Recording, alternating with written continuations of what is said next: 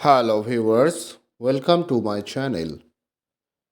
আজ আমি আবার আরেকটি গাছের ভিডিও নিয়ে চলে এসেছি। ভিডিওটি প্রথম থেকে শেষ পর্যন্ত মন দিয়ে দেখুন। এটি ফায়ারবল মেরিগোল্ড, গাঁদার একটি ভ্যারাইটি। লাল রঙের ফুল হয়, এই যে স্ক্রিনে দেখুন। আবার কি হয়, ফুলটি অনেক দিন যখন হয়ে যায় তখন আবার একটু অরেঞ্জ টাইপের একটু হয়ে যায়।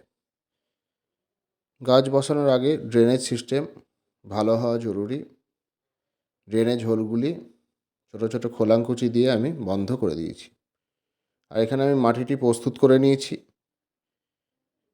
এই ফায়ারবল মেরিগোল্ডের জন্য 1 ভাগ মাটি, 1 ভাগ বালি, 1 ভাগ ভার্মিকম্পোস্ট, 1 মুঠো নিমখোল দিয়ে আমি ভালো করে মাটিটি প্রস্তুত করে নিয়েছি। এখন যেহেতু চারা গাছ, সেই জন্যে এমন কিছু সার আমি ব্যবহার করছি না। কদিন পর থেকে আমি লিকুইড ফার্টিলাইজার ইউজ করব। এর উপর আপনারা কিছুটা বালি স্তর দিতে পারেন, না হলে যে মাটিটি প্রস্তুত করেছেন সেই মাটি এর উপরে ভালো করে চেপে চেপে একটা লেয়ার করে দেবেন। আমি দিয়ে দিচ্ছি। যারা নতুন বাগানি, অবশ্যই তাদেরকে আমি হাতে ধরে শেখাতে চাই। আমি আমার নিজের মতো গাছ করি। আপনাদেরকে আগেও বলেছি, নিজের অভিজ্ঞতা আপনাদেরকে আমি শেয়ার করি। আপনারা আশা করি আমাকে ফলো করে গাছ করছেন বা করবেন, দেখবেন ভালোই হবে। যখনই আপনারা মাটি এইভাবে বোঝাই করবেন টবে, তখনই অবশ্যই চেপে চেপে মাটিটি বোঝাই করবেন, যাতে কোনো এয়ার গ্যাপ না তৈরি হয়। ভালো করে দেখে নিন নতুন বাগানিরা কীভাবে হাতে ধরে গাছ করতে হয়। এইবার এই গাছটি মাঝ বরাবর, টবের ঠিক মাঝ বরাবর বসিয়ে দিয়ে বাকি অংশটি আবার তৈরি করা মাটি দিয়ে বোঝাই করে দিচ্ছি। এইভাবে হাতে ধরে কিন্তু আমি আপনাদের শেখাই। নতুন বাগানিদের কোনো টেনশান নেই, অনির্বাণ বন্দ্যোপাধ্যায় আছে। সেই জন্যে অবশ্যই আপনারা নিয়মিত আমার চ্যানেল ফলো করুন, দেখবেন অনেক কিছু শিখতে পারবেন। অনেকে যেমন প্রাথমিকভাবে বাগান করতে ভয় পান, তাদের সেই সমস্ত ভয় দূর হয়ে যাবে। এই যে আমার গাছটি পটিং করা হয়ে গেছে। এবার গাছ বসানোর পর আপনাদেরকে আমি বলি যে ভরপুর জল দিয়ে দেবেন। আমিও জল দিয়ে দিচ্ছি।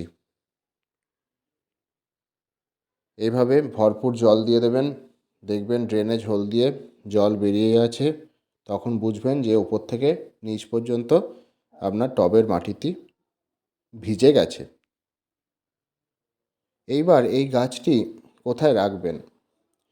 2 দিন আপনারা শেডে এরিয়াতে রাখবেন, মানে ছাওয়া জায়গায় রাখবেন। তারপরে 2 দিন পর থেকে ফুল সানলাইটে আপনারা দিয়ে দেবেন। কেননা এই যে ফায়ারবল ম্যারিগোল্ড কিন্তু প্রচুর রোদ ভালোবাসে, আর যত রোদ হবে তত কিন্তু গাছে প্রচুর ফুলে ভরে যাবে।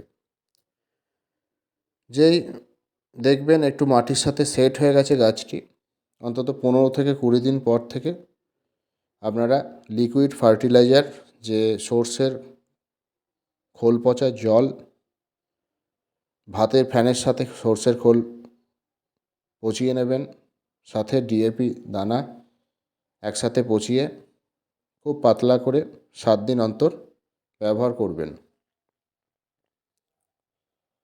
এইভাবেই চলবে খাবার। আর আমি একটু বলে রাখি, আমার এই গাছটিতে অনেক কুঁড়ি চলে এসেছে, তাই আমি এখন সর্ষের খোলের সাথে 10-26-26 ব্যবহার করব। কেন গাছে যখন কুঁড়ি তৈরি হয়ে যায়, যখন ফুল ফোটার মুখে, তখন গাছের পটাশ, যে পটাশিয়ামের চাহিদা, ফসফরাস, এইসবের চাহিদা কিন্তু বেশি থাকে। তাই আমরা কুঁড়ি আসলে এনপিকে, যে 10-26-26 সুফলা, সেটি কিন্তু আমরা সার হিসাবে প্রয়োগ করব।